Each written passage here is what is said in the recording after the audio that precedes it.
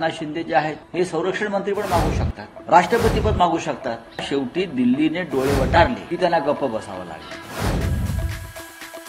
बघा असं आहे की ते तीन पक्ष एकत्र आहेत. त्यांच्या पक्षालाही 50पेक्षा जास्त जागा मिळालेल्या आहेत. अजित पवारांना 40पेक्षा जास्त जागा मिळालेल्या आहेत.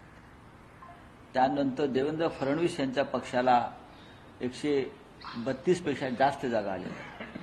त्याच्यामुळे पदांचं वाटप कसं करावं हा त्यांचा अंतर्गत प्रश्न आहे. सगळ्यांनाच गृह खातं हवं. आता एकनाथ शिंदे जे आहेत हे संरक्षण मंत्री पण मागू शकतात, काही मागू शकतो. माणसं चर्चेमध्ये काही मागू शकतात ना. राष्ट्रपती पद मागू शकतात, आम्हाला राष्ट्रपती पद पाहिजे, आम्हाला उपराष्ट्रपती पद पाहिजे. यांचं काय तुम्ही फार मनावर घेऊ नका. शेवटी दिल्लीने डोळे वटारले की त्यांना गप्प बसावं लागेल.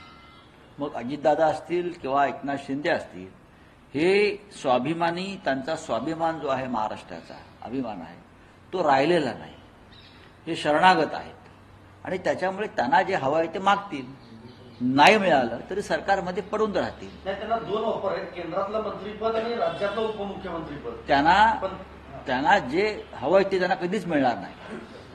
आता भारतीय जनता पक्षाचं जे काम होतं त्यांच्याकडनं करून घ्यायचं ते संपलेलं आहे.